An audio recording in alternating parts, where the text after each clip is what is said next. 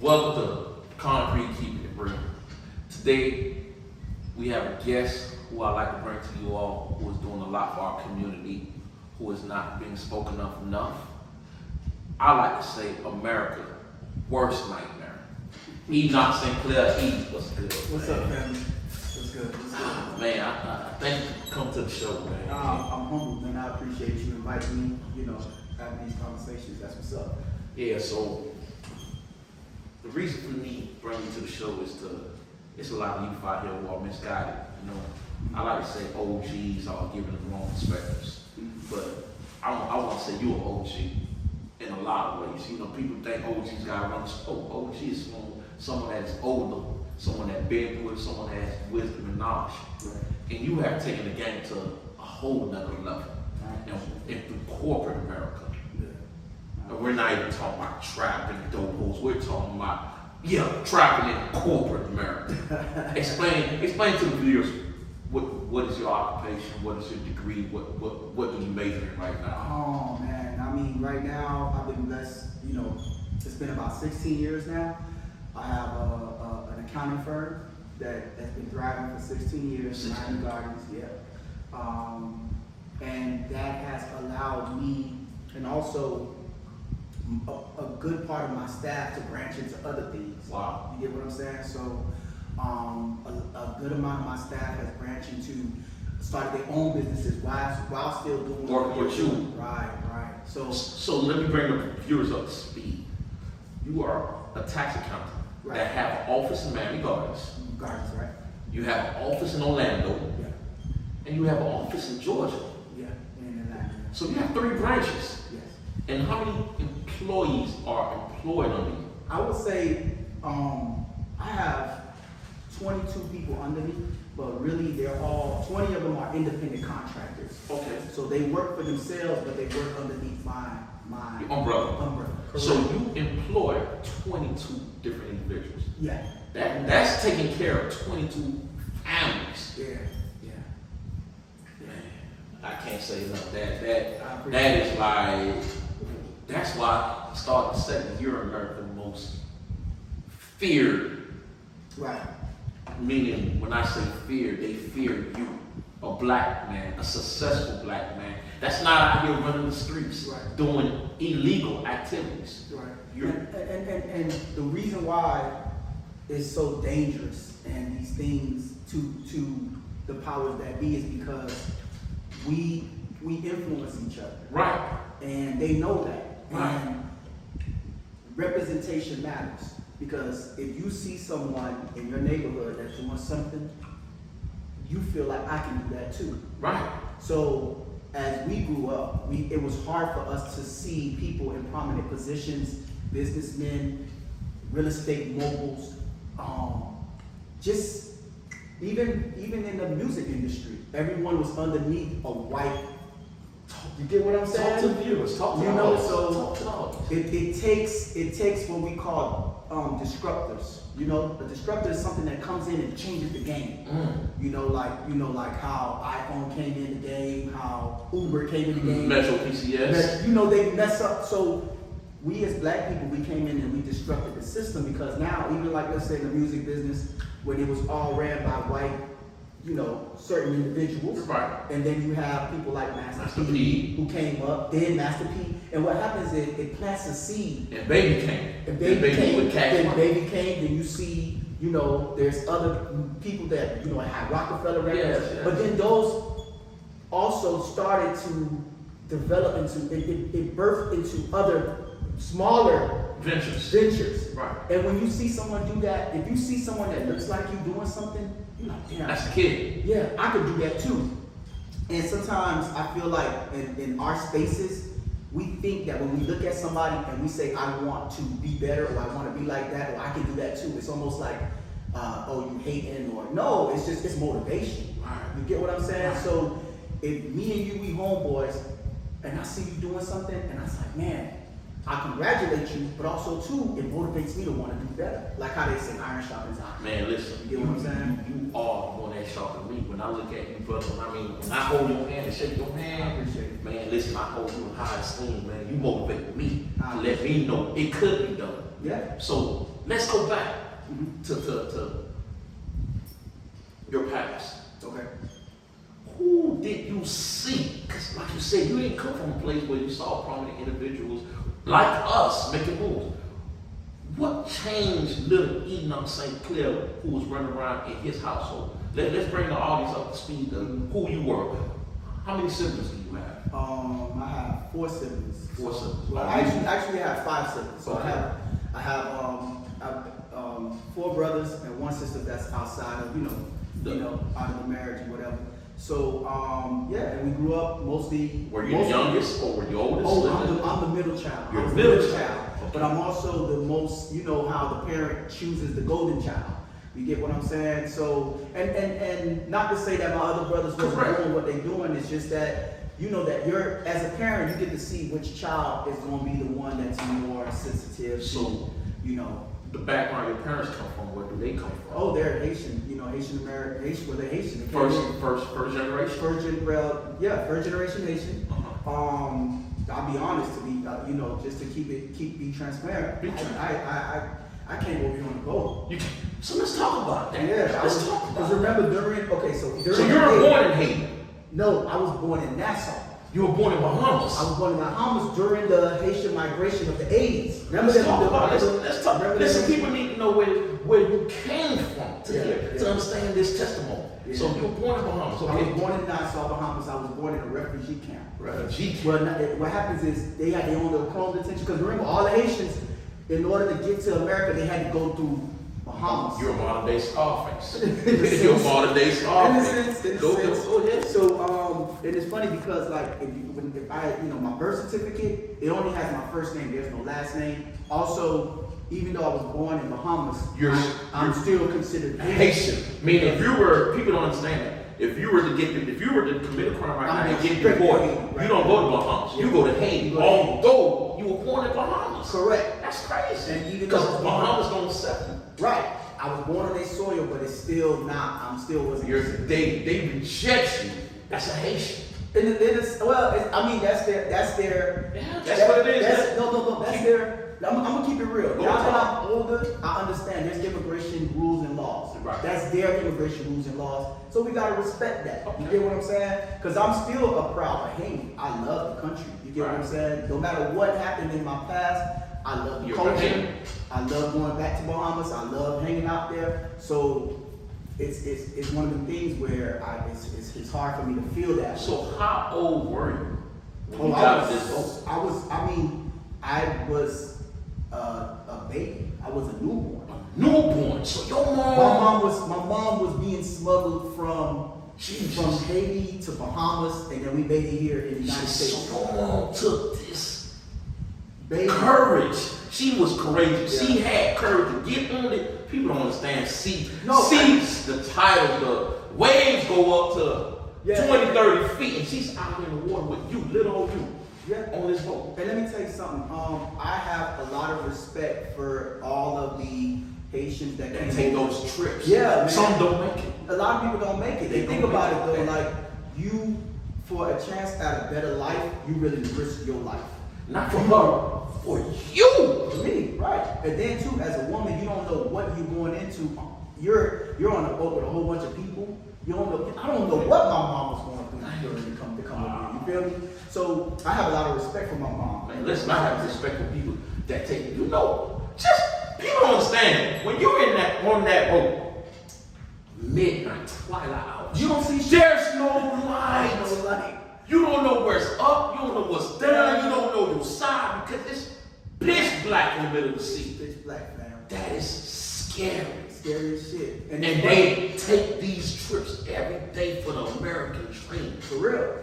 And then sometimes there's certain shit that we do here that we think, we this and we that, where we ain't really go through nothing. To that risk. So now she gets smuggled. Where does she go? Right now they're smuggling probably to South America. Did she come straight to No. She went to Bahamas, and then they got they got arrested, and that's why we were in that little detention center, whatever. The refugee camp. They wrapped up all the refugee camp. Yeah. But then like you see the Scarface movie when they But then my uncles and them was already in Bahamas, so they came, got her out, whatever. Okay. And then from there, they all right. Well, now we done made it here. We're gonna make it to the United States. This was just a pit stop. Yeah. The goal was to get to Miami. Man, gotcha. And that's it. So once we got over here, and honestly, there was a whole system. At that time, That was the money. That was the market. There was a whole market. That black market, yeah, it probably cost $3,000 a person, Right. $5,000 a person. It was a market. It was a system set up almost like the Underground Railroad. It was. But over the sea. It was like an Underground Railroad, but on the sea. So you had Haitians coming over, and everybody was in line. People at the docks, you don't know who they working. It was a machine. Yeah, it was a machine. You go this way, you go that way. You go into a room, boom, you in a truck. You don't even know. You bypass customs, you go this way. You get what I'm saying? So just because people don't have education doesn't mean they're not smart. So I feel like there was a whole system set up to get at least people like me, and a lot of people. Funny thing is, my age went through the same thing. So you're the middle child. So Yeah. where was your father at this time? My father was in Bahamas already, so he already left Haiti. I had my two older brothers. They left. They were still in Haiti. They were still They in had to come over. They came over. So they took a risk with the little one. That she was pregnant. My From God. Haiti to Bahamas, She was pregnant. And then in Bahamas, she had me, and then she took me. Jesus. So that's how it was. Yeah. Okay, so now, so we're speeding right now. Now I'm fast forwarding. We're on America soil. Yes, yeah. So now she's on a new continent, Yes. not knowing what to do, how this culture, it's going to be a culture shock right now. Correct. So let's talk about that. She started working at a hotel, so she's been working. No paper. Well, she got her paper. My mom was real smart. So she was able She to. got her paperwork, and then she got my paperwork because I had paperwork since I was 10. Gotcha. So she got my paperwork good. No, I'm talking about when she first arrived. I mean, How she did she? You don't know that? No, Because exactly. I can tell people. I remember my mom because she didn't have papers until later on. Yeah. She was working $2 an hour. They had them in factories. They had them as we learned the other day. Citrus is very big in the state of Florida. Yeah. They had them picking oranges out there in the fields in West Palm Beach. She'll drive over there. I'm talking about $2 an hour picking oranges all day. Yeah. My mom was a beautiful brown skinned lady. She'll be black as hell coming back to the house because she's burnt by the sun. Right. She's picking oranges and all whatnot with all my other uncles in them. Right. Because that's what they had to do to survive. Right. They didn't know that they were not going to be doing illegal activity. Right. This was a hustle. Right. And to the powers that be, they know what they were doing. They were hustling immigrants. Right. They talk about they don't want immigrants, but they have fields of immigrants working for them. Absolutely. Tax free. Right. Because and the thing is, immigration is one of the things is that it's almost necessary because the United States is built on immigration. The United States is built on. I mean, there's no one but the Indians that were born here. Everybody in the United States is an immigrant, or a descendant of an immigrant. You know what I'm saying? Unless you're a Native American. If you came from Europe, you're immigrant. So what is this? You hate immigrant. You came from Europe. That's an immigrant. Immigrants, like you said, take the jobs that most people are not going to take. And that what keeps the economy going because in the economy there needs to be a segment of every level. You can't take a level out of the economy. It's going to crash. You need rich, you need middle, you need low. But it's up to you where you land. And I learned that in school. My economics teacher told me there's going to be a poor, there's going to be a middle class, and there's going to be an upper class. Wow. The only difference is the choice you make is going to tell you where you're going to land in that. Okay, so but it got to get filled, no matter what. What neighborhood or where did your parents raise you in, man? Little Haiti. We started off in Little Haiti. So explain Little Haiti at that time. I mean, Little Haiti, I was still. Little Haiti was big Haiti. It's Little Haiti. I mean, it was big Haiti back then. It was big Haiti. It was big Haiti. It was a community. It was. I went to Edison Park. You know, the same. Yeah, it's still over there. Edison Park, Tucson, Locatora. Okay, just died. Yeah, you know, and then I remember growing up in we what's that other school? Was it Miami Shores? I'm sure it was one of them schools where you came. No, Horseman? I don't know. But Yeah, Horseman Middle. yeah, where you couldn't go over the bridge. Horseman Middle. Yeah. Horseman Middle. No, I didn't go to Oh, Horseman nobody. From where I was from, they were like, yo, y'all. You can't go call laws wrong, LMG. Yeah, boys were steady bumping Haitians. Exactly. You got Sable Palm, so I lived around Sable Palm around that time. Now when you go to Sable Palm, It's not even there. It's not there anymore, yeah. Wow, it's not even there. Sable Palm, like yeah. And in my early years too, my first, going back to what I was talking about, as far as representation, my uncle was my first person, the first person in my family that I saw that owned a business. He used to do those chairs and stuff like that. So my uncle, he used to fix chairs up and sell them. You know, just like how we used to have T-Mache and all that stuff. I never want to say T-Mache is the flea market, y'all. Yeah. We call it T-Mache in Creole. Go ahead. Yeah, he used to sell this stuff and stuff. So I was very impressed because he didn't go to work for nobody. He was always, he go in, he do his thing, people come to his shop, find what they want, and then he back. So basically he paid probably for a lot or paid for a little section a month, and he was able to capitalize. Because America, what people don't realize is it's a place for capitalism. It is, and that's the thing is, capitalism just means that you have to be in the know. You have to educate yourself. You have to understand the system that you're in, and then that's when if you understand, you capitalize. So how old were you when you saw your uncle making these moves? Oh man, I was probably, he's been an entrepreneur as far as back as I can remember. Okay. So maybe about since I was like 5 or 4. This is running through your mind at 5, 6, like I'm gonna beat you like I'm from. I didn't even know I wanted to. Okay, that's what I'm trying to take people back to that feeling. You were 5, 6 years old. I can't imagine that. Right, but this the thing is that it wasn't far-fetched to me. Okay. Because when you only see a certain thing in your life, then you think something like, for example, a lot of people, you know, from where we come from, they don't have homes, right? Mm-hmm. So you think, okay, trying to get a house, don't get me wrong, I'm not going to downplay it. It's still difficult to get a house, right? But it's not, you looking at it like David versus Goliath. But after you get the house, you're like, man, it wasn't that bad. Now, you done got the crib, and maybe now you inspired your little brother, like, man, my brother done got the crib. Now, it doesn't seem so far-fetched. It was far-fetched for your mother at that time when she came. Yeah, but she didn't. She's not an entrepreneur mindset. Right. But that's why I'm taking you back from the mindset, the generational curse you have to break. Correct. Because you have to be the one that transcends to who you are now. Right. Some people are stuck in that loop because they're caught up in what they see and think that's the norm. Right. However, you were beyond what the norm was because you thought different. Right. And I always wanted to be an entrepreneur. So I always knew I wanted to work. Like okay. I wanted to work for myself. So you go to middle school. So let's go. You go to middle school. So middle school, that's when we left. My old girl didn't want us to live in, Little Haiti was getting really hot. You know. Little Haiti.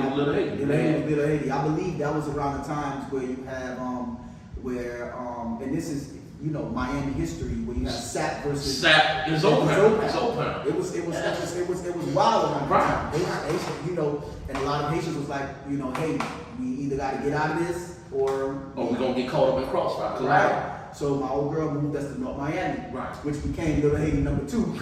I call it Big Haiti. You feel me? All the Haitians, when they were able to at least generate enough, they thought to migrate up north. Correct. So they thought of places of Miami Shores, North Miami Beach, because all these places were predominantly white. Correct.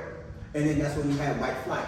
So what happens is, as more and more, especially Haitians and Black Americans, was buying properties in North Miami, Miami Shores, Miami Beach, yes. You got a lot of Jamaicans that buy cribs in Miramar, little by little. The white people ran. They didn't want to be around blacks. That's crazy.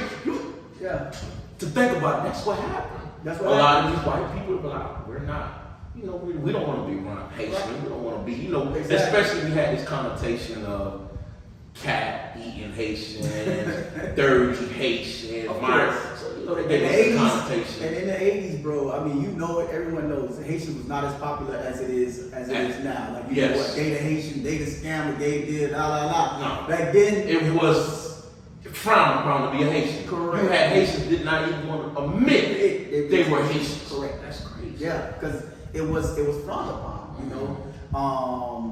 So we went North Miami. No Miami now. So it's safe to say that you attended North Miami. I went to North Miami City. Yeah. So you went to North Miami Senior. Yeah. So how was that? It was vibing. I mean, Because you talk about economic. I would figure that's where you learned economic. That's where you took those classes. It's just, you know, it's funny. I'm the type of person where you may think that I'm not paying attention, but I really do pay attention to what's going on around me. So these little things that these teachers used to say when we was kids, it resonates with me. So like I said earlier, the economics teacher said something to me. I remember his name was Mr. Gaston. Seeds, they don't even know they planted a seed. They planted seeds. And you turn into that man that's why I say sometimes when you voice something, all it takes is one person to hear it. That's and it. You were that one person that heard it that day. Probably throughout the whole entire class. Probably. And made something out of it. Right. And I remember one time, same economics teacher, he was like, man, I don't care what you do in life, whatever you do, you just be the best at it. That's it. I don't care if you're gonna sweep the streets. If you're gonna be a street sweeper, you be the best street sweeper that's out there. Wow. And that's it. So these words resonated because you're repeating I remember verbatim what they said to you back then. And we're talking almost 20 plus years ago. 20 plus years ago. I remember my band teacher because I used to play in the band. Right. He used What to trumpets say- you on? What instrument? Oh man, I played no brass. I played trombone. I played baritone. I played tuba. Musician. Yeah. I love music. So, but my teacher, he used to say this thing called inch by inch is a cinch, by the yard is hard. And I remember it to the T because it's like if you look at something, a task, it may be real big to you, but if you chop that bitch down, you gotta start somewhere. If you don't start, you ain't gonna never chop down. Exactly. You got to start And somewhere. I think I heard somebody say, "How do you eat an elephant? One bite at a time." That's it. I love that. I love that response. You know what I'm saying? One bite at a time. That's it. That's how you eat an elephant. Yeah, you eat an elephant. So now, we're in high school, and like you said, man, I could say that you're finding yourself. Right. How do you not to get distracted with peers? Because you know at that time, being educated is not what's cool amongst our community. You know, it was like skip school, let's hang out, let's smoke weed, let's go fuck bitches. Yeah. You know, how did you get around all that without getting distracted? I've always been a person that learned the system, and then I've learned how to manipulate the system. And when I say that, I don't say it in the meaning of like scamming, but what happened is, okay, in high school you get 24 credits, right? Right. If you run through them credits, you go to summer school, once you get your 24, you out, you done. You out. They can't keep. By the time I was in a senior year, I already had my 24 credits. So you was one of the ones that already had early I release. could go to school when I want to at senior year. I was already graduated by 11th grade. Wow. But I'm the type of person though, I like to be in I want to be with my age group. Right. I ain't trying to be fast. I just don't like, if you tell me it take from A to Z, I'm going to knock out A to Z and I'm going to chill. And then when everybody get to Z, then I'll be like, all right, y'all ready? Okay, we can keep moving. Right. So I was done with school by 11th grade. I chose to take 2 electives. I think I took typing class and I took wood shop. And it's helping you now. Yeah, it did. So, but I was in school because I still want to hang out with my friends in senior year. I didn't want to graduate early. So it looked like I was skipping school when I left. Well, not because you had no school classes. I had no classes. You already recorded all your I already credits. recorded all my credits. So I was able to hang out with my homeboys and go out and stuff like that. They don't know I'm done with school. Right. So you were able to hide. So is it safe to say you were able to hide how smart you were back then? Or did they know you were old? You know what? That's a good observation. I find that sometimes people that think a certain way, they do try to downplay what they know. And were you though? I would honestly say I am somebody that does that. So my question is, and it goes back to our community, our culture. Why you're not the first person that told me this, why do we think that we have to, at times around our peers, dumb it down a little? I don't know. I don't know because I would say it has to be something that we experience growing up in our because you could look at a jit and say, damn, this jit different, right? And then something happens to either, because you have extreme, I mean, you know, from your background, I'm sure you met people that's brilliant, geniuses. Geniuses. All the time, I tell people. And you're like, damn, how the hell you got in this position? It's because something happened where you learn how to conform to, you have to still be social.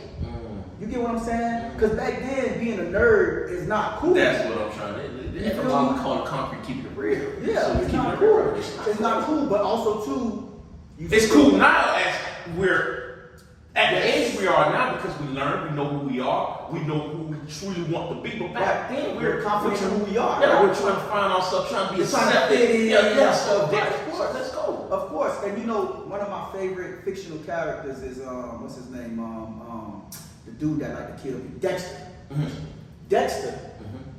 Dexter got a problem. Dexter like to kill motherfuckers, and he like, I like to kill people, right?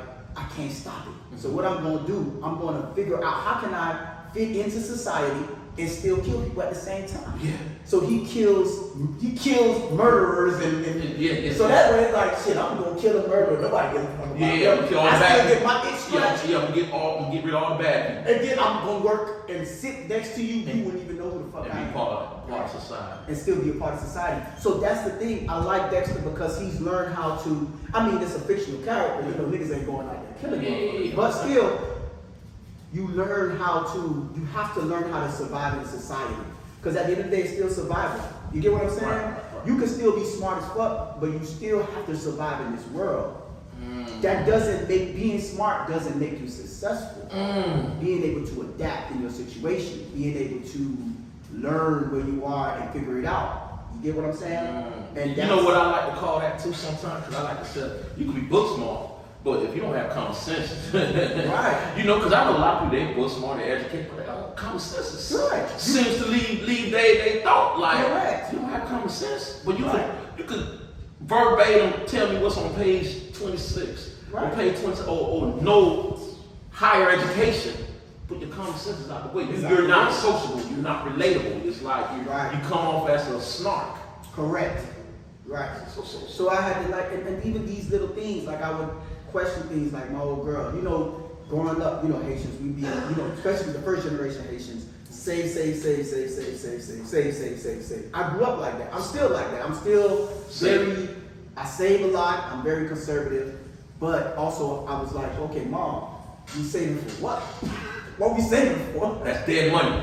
It's just sitting there. Yeah, dead money. Now, don't get me wrong. You got Zoe. You can tell Zoe, I got a problem. I need some money. Zoe lady go grab it. And you like, where you get that from? She's been saving. But I've realized that it was only one part of the message that she got. It's the second part to that. Because in other societies, you save to invest. That's what I was saying. Most wealthy people don't have money on them. Yes, it's invested. It's invested in other places. It's working for them. Yes. And I like to tell people this, like it's like having a little talk soldier. To the audience, man. Talk to the audience. They need to hear this. Yeah. It's like having a little soldier, you know, working for you, and that's the way that I look at it. You know, so I take a lot of the things that I learned from, you know, my growing up, my upbringing, and I realize, okay, I have, like you say, I have 22 people working under me, right? But also too, in my real estate that I do, I look at every crib that I buy, that's a worker for me. And I'm sorry I didn't add that. You have a real estate business. Yeah. And that's actually what I love. And I'm sorry I did not add that. No. It was meant for me to add that on, but you know, I'm so when I get in front of you, you know, I'm kind of shocked, you know, that I'm tripping. So what I was saying is, okay, why do you think today's generation don't know? They don't know about investing. What they do is, because listen, I know some of these youngsters, they ran into buku, you know, loads, bundles, and it's gone the next day. They spend it. They want to put on all the designers, the expensive, buy the foreign cars, but know nothing about asset. They rather be in as I call it, in the circle of liability. Circle of liability. That's because we were never taught discipline. It's not the fact that, because these youngins out here, I'll be honest, they're more advanced than we are, because they have the access to the internet, they have more knowledge, and knowledge is power. The one thing that they can't control is their discipline. You get what I'm saying? Expound. Because what I say to that is like delayed gratification. You have to learn delayed gratification. Ooh, and man, it's hard. Man, I understand, but I think some of viewers don't understand delayed gratification. Delayed gratification. Go ahead and talk to them. Is having the money to go buy a Benz, but saying I don't need a Benz right now. Let me go buy a crib. I can still ride in my Honda and get the Benz later down the line. Down the line. And when I do get the Benz, I'm gonna have so much working for me that I'm not even paying for it. My crib that I've invested is paying my bill. Now it's not a liability on me. I got one asset paying another asset, and now I'm living delayed gratification. And that's what I feel like is not taught. You have to teach discipline. It's like, I got my son now, he's 4 years old, and he don't know how to control his emotions yet. So I want this, I want that. And I'm like, so I have to tell him, I'm teaching him discipline. I'm teaching him how to control his emotions, because this is the tools that you're going to need later on in life, so you're not impulsive. Because don't get me wrong, I want it to, but it's just a feeling. It's a feeling. It's just a feeling for that moment, and once you get it, and then you realize, listen, I'm gonna go. My first $10,000, man, I'm gonna get this Benz. Right. But what they don't think about, I gotta keep up with this car payment. I gotta keep up with the car payment. Then the dealership come get the Benz 6 months down the line. Now they don't understand that feeling of disappointment. Yep. That leads to depression. That leads to all sorts of things. And let me tell you something that I learned. Like I said, I listen to people when they speak to me. Somebody told me one day, he said, when you work at a job, right? Right. The boss or the owner of that business love when you go buy a new car. Talk to or them. a new something, right? Talk to them. Because guess what? Now you got a liability and you need this job. You need this job. So they like, we locked in for another 3-4 years. I never even looked at it in that aspect. Yeah. Look what you just said. Because you know. So they observe their employees. Yeah. And we got a new car. And not in the No, I'm just saying, but it is what it is. It is what you need this job. You need this job. Because you need to keep up with your car. You need to keep up with your car payment. So it's harder for you to build your own empire when now you got to pay this car note, and then let's say boom, you done drop a jet now. Now you got a jet. It's harder as you get older. It's harder and harder for you. So you didn't just dive into a tax account or realty. No. Okay, so you graduated high school. You come from 4 brothers, 1 sister, a parent. You're in North Miami.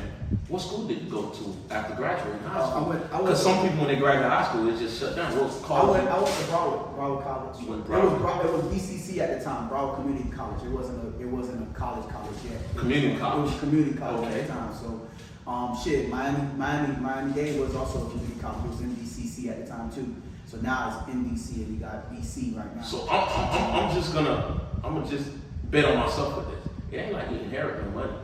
No. So where did you get all this money to start some of these things? Well, that's a great question. Yeah, I have to ask this. So while I was going to college, I started working at I was working at PRC. PRC on 826. I worked on My PRC. God, you just took telemarketing. Yeah. My God, I worked you at just took me PRC back for a while, for a good little minute, and then after PRC, I went and worked at American Express, and that's where I learned a lot of game from. That's where I learned customer service from, to be honest with you. Being on the phone with customers and whatnot. Right, no, I mean not just being on the phone with them. It's just the way customer service, the way they think. Let me tell you something. Talk to them. When somebody put out an American Express card, how do you feel when you see somebody with an American Express card? He's balling. He's rich. He's made. Exactly. It's a brand. Right. It's a brand. So American Express has found a way to brand themselves that when somebody pull out that card, you're gonna spend money. So American Express, they're big on prestige and they're big on amenities and benefits. Wow. Yeah. So but they charge the most fees. So when you swipe that card at that merchant, they pay more when you swipe an Amex than if you swipe a Visa or a MasterCard. A lot of merchants, they'll be like, I don't want you to use American Express. As you can see, sometimes you go to like, I won't take American Express. But what American Express say, hey, guess what? when our customers come to your store, I bet they spend more money than anybody that have a Visa or MasterCard. Mm. You gotta come fuck with us. Right. And they built that brand. And they build that brand. So Or, what did you take from that? like customers will call in and complain, hey, I got a late fee, I want this waived. And we have this thing where it's like, all right, I'm gonna give you this $50 back, right? But you gonna spend it again. Yeah, back in, we gonna spend it anyway. 20 times that much back in. So you gonna make you you feel knew good. the value of working with your patrons, Correct. your customers, Your customers. Being sociable. Right. Mm. Being, it's not just the customer is always right, but always the customer is right, but you figure out a way to make them keep. But you know what I like to tell people? Your net worth is your net worth. Meaning you know when people say I did all the stuff, it's no way you can do it by can't do it by yourself. You yourself. need people. You need people to buy your whatever that you're selling or to Right. participate in whatever you're doing. Correct. Because without people, it will be no you. Exactly. And I feel like there's nothing wrong with, you can still be an entrepreneur and you can also work a 9 to 5. If your goal is to leave that 9 to 5, at least work a 9 to 5 that you can take information from. You are, they paying you an hourly salary, but you are there learning their system. So their they process. did not know at that time when they had Oh, Enoch St. Clair I'm in their branch, in their office, in their taking it all you in. was soaking it in Soaking it all in. to become who To you are come- to now. come in. And then as soon as I left, I opened my business. So what year did you open your business? I opened in 2009. So again, I asked, Yeah. how did you inherit this money? Oh, okay, so yeah. So American Express, one thing I do like about American Express, as in, they do treat their employees really good. Okay. So on day one, you already got benefits. You got 401k, you got all this shit, and they match it. So it's like, all right, cool. So if I put in 10, they're gonna put in 10. If I put in 20, they're You gonna don't put even in 20. know about 401k. So I started maximizing my 401k. So once it got to a certain amount of money, pulled it out. I put it all out. Explain to the viewers what that means, because people don't even understand that they're working right now trying to work on 401k to pull it out when they're 60, but don't know that they could pull it out right now as we speak. And Yeah. take a chance. Correct. Take a chance. It's at a opening chance. Up, yeah, It that's is why a I chance. said at opening up their own business. Right. So explain to them. So you took that risk Right. and pulled out whatever you pulled out. And I'm I gonna ask you, had my own apartment, and I moved back home to my old girl crib at that time too. delayed gratification. Delayed gratification. So you didn't care what no one said. Listen, you can laugh at me. I'm going back to my mama's house. Yep. I'm finna pay whatever I need to pay with my mom. Yep. But I'm finna make this work. Correct. And you open up your first business, which was Which was the business that I have now, my tax office. Yeah. the tax office. Yeah. So this is in what year? This was in 2009. 2009. But I did work at H&R Block for like 6 months. So you took it again. You soaked in a So little then now. I went to the whole training, I soaked in all the stuff from them and all that too. And Enoch St. Clair was established 2009 in Miami Gardens. The Miami Gardens. Small office, I can imagine the space you're the Oh, only yeah, one. what was it? Let's go back to that feeling. Oh. As a startup business, a black man, what was the fears? The thing is, I love my homeboys. They they trust me. So I was like, hey, listen, man, I'm about to get into this. What's up? Let's do it. I had like 2-3 of my homeboys. I hit them up. Also, too, my girl was a big help with what I went through. So, for example, even at the time, And you've been with her for how long now? so I've been with my girl now for about 15 years. So, salute to the queen. Yeah. I got to give a salute to the queen. Yeah. 15 years. About 15 years. We've been married for like 10. Oh no, about 7. So I'm about 7. Okay. You know, the Jameson hit me. No, you good, man. So she was a big help too, because I remember around that time when I was like, hey, I'm about to leave American Express, and one thing that I admire about her, she understands delayed gratification as well, because I was like, hey, I'm moving back home. Because you need that support. You need that support at home. Because you got some female, we ain't going back to your mama's house. Right. And So she said, do it. She said, go ahead and do it. And if you need my help, I'll hold you down. And then Powerful. Powerful. I pulled out, and I also have a homeboy too.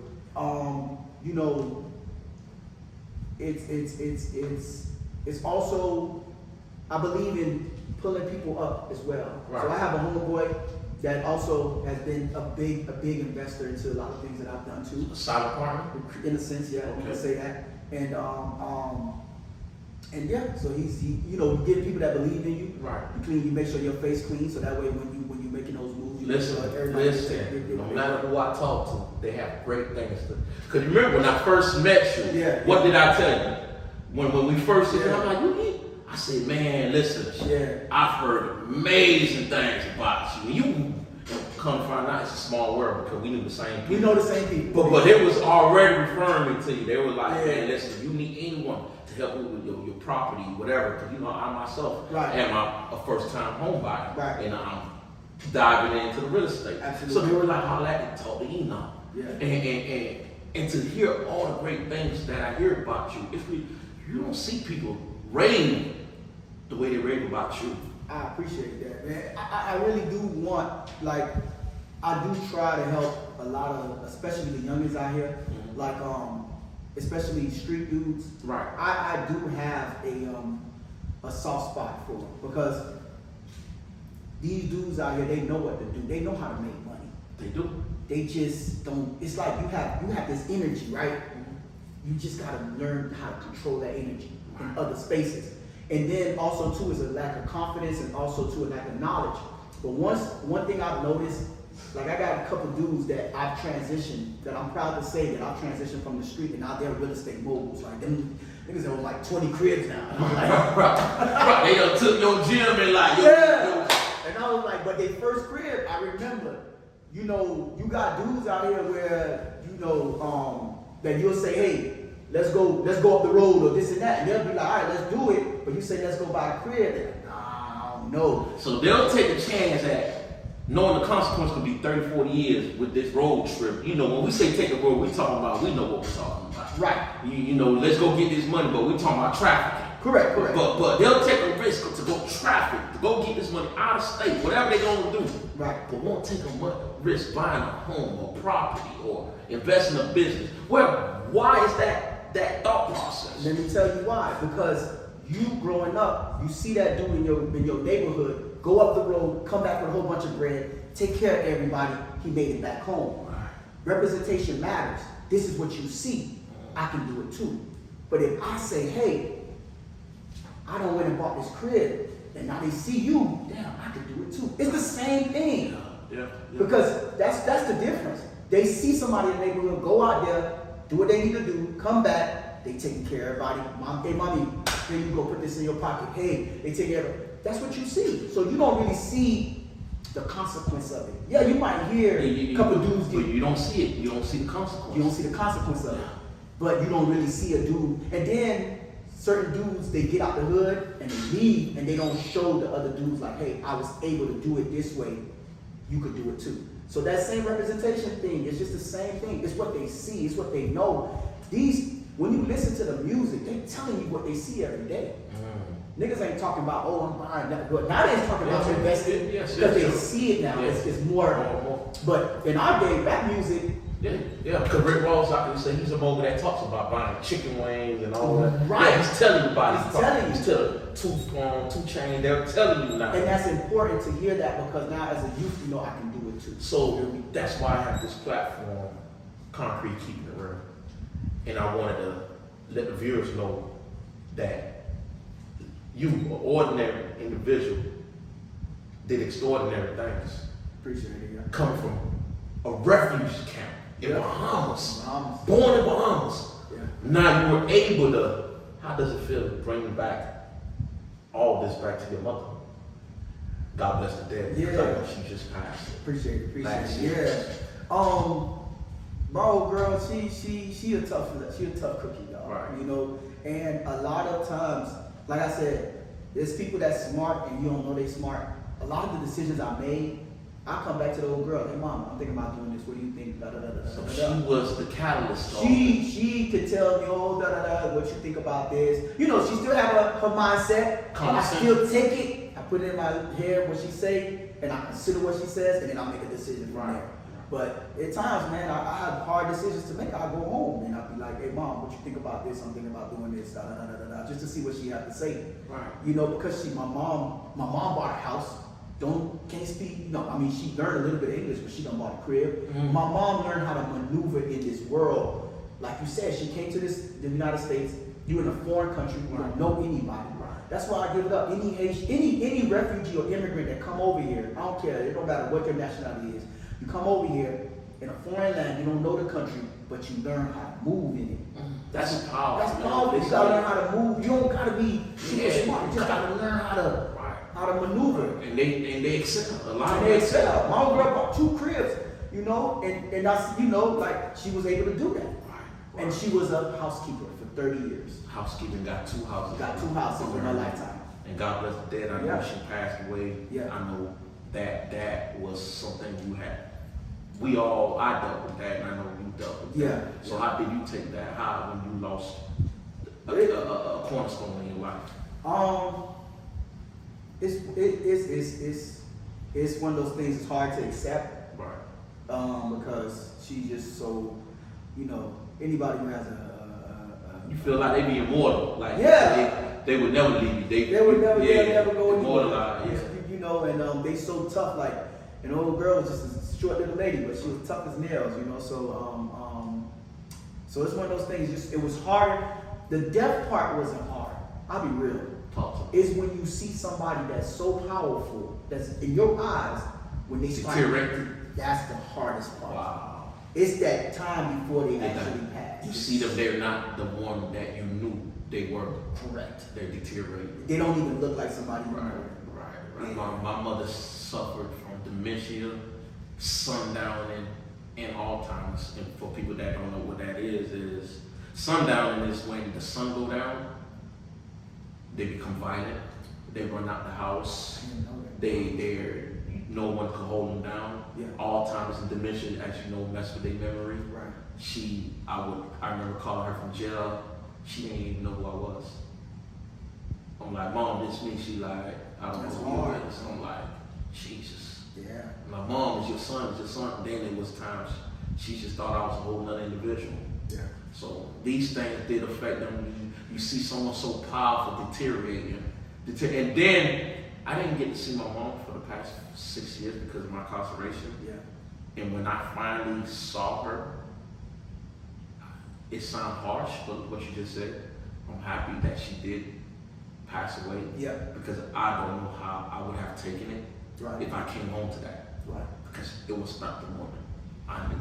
Right. So let's leave we getting on these touchy subjects. Yeah. But all things must come to the end. Concrete, keeping it real. What does keeping it real means to Enoch St. Clair? Keeping it real. Man. Just I believe in paying it forward. I believe in keeping the money. I believe in keeping the money circulating. Keeping it real is keeping the money circulating within us. Wow. Because one of the things, I got a real good homeboy. He says this line. He says, we don't understand that we still in slavery. We're cattle. A lot of people don't realize that. And let me explain, when we were enslaved, right? Mm-hmm. When you put an animal in a cage, it wants to get out of a cage, right? Yes, it does. But if you put an animal in a zoo, they become what I would call it complacent. They become that rate, that fight is taken out of them now. Right, but not even that. The zoo is made to be beautiful. It's made to simulate their environment. Right. But it's not actually their environment. They're not their environment. And you never know, the animal doesn't know it's in the cage until it reaches that border. That limit. A limit. And Yes, the boundary. And that's life for us. We don't know. Sometimes we're reminded of who we are in this country. When we try to push that limit. Push that limit. Then it's like, you're black. You stay in your lane. Stay in your lane. You don't know. So it's like, okay, we're going to keep the working. It's called a slave class. And I hate to say it, but that's the way it is. No, it's modern day. Right. There's a slave class. And the slave class is, we're going to give you minimum wage, right? We're going to take care of you, but you're still going to consume for us and produce for us. So we went from, we're not producing cotton and picking sugar canes anymore. we're producing revenue for them. We shop. They get us sick and then they give us the medicine. But they profit on both ends. Yes. And we're a tool to keep the money going. But when we stop, we're cattle. It's like cattle. But when we stop and realize, hey, let's start bringing that money. They don't like when we start circulating the money amongst ourselves. And like you mentioned earlier before the podcast, I'm glad you brought that up. Black Wall Street is the reason because it was an ecosystem. Yeah. We can survive on our own, but remember, the United States cannot survive without us. So they got to keep us. So that's why sometimes, even like, let's talk about like things like the NFL. Remember that time with old Kaepernick shit, whatever. NFL lost a lot of bread. Niggas was like, I ain't going to them games. I don't like the way you doing. I don't like the way you treat me. But that's when it was woke, but they killed that momentum because they still need the money, bro. It's called, I like, the word Haitian, like the word eclair. Yeah. You know what I'm saying? Maybe you see now. Right. You can see, the blinders are off now. Right. Because now you realize there's a boundary that they don't want you to cross. Correct. You can get all the money you want, but now when you talk about being an owner of an NFL team, it's the pushback. Right. Being an owner of a strip club, it's a pushback. Right. Want all alcohol license, it's a pushback. Right. Wanting to be part of the real estate properties. Let's get one or two. Right. But when we talk about, let's build condominiums downtown, man. Right. Downtown Atlanta. Right. It's a pushback. And let me tell you something, it's funny you say that, like, okay, so we about to do the elections coming up, right? There's an amendment for the marijuana, right? For recreational. But we do have medicinal marijuana has been passed in Florida, right? That's been passed now maybe about 4 years, 5 years. Right. It's been a while. Yeah. Let me tell you something. The day that they passed that bill, me being me, an entrepreneur, I said, shit, let me see what it looked like. Let me find out what the requirements are to get a license, a dispensary license. It's gonna be hard. No, it was already on a back order. The people who were supposed to knew about it, and before you. Waiting list. It was before you. Yeah. And we're talking about the people that are on that list are not us. The list for dispensaries was already closed. So you're saying when this law get passed, it's already they already got that shit planned out. Caucasians, a bunch of Caucasians. Right. And that's why I say knowledge is power, and we got to make sure we're keeping realists. Is making sure we keep the money circulating. Because if we keep the money circulating, guess what? If I keep shopping at your business and you keep shopping at my business, and we don't need anybody else, because your revenue, my revenue, we're gonna pay our own bills.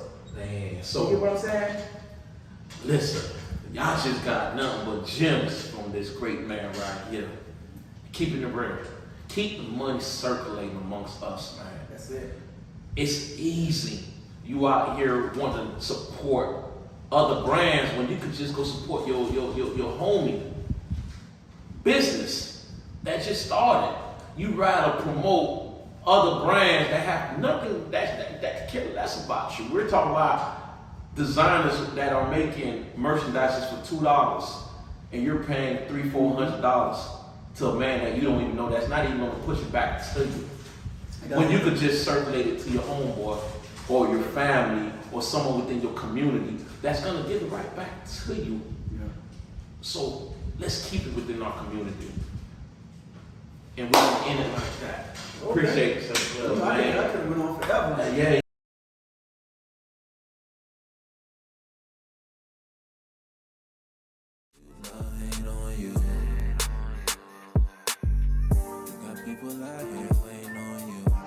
Breaking my back, trying to get that. They gon' act like we cool, but they weren't that.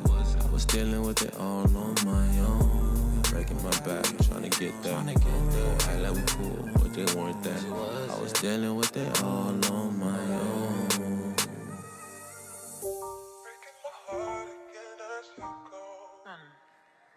We'll get some.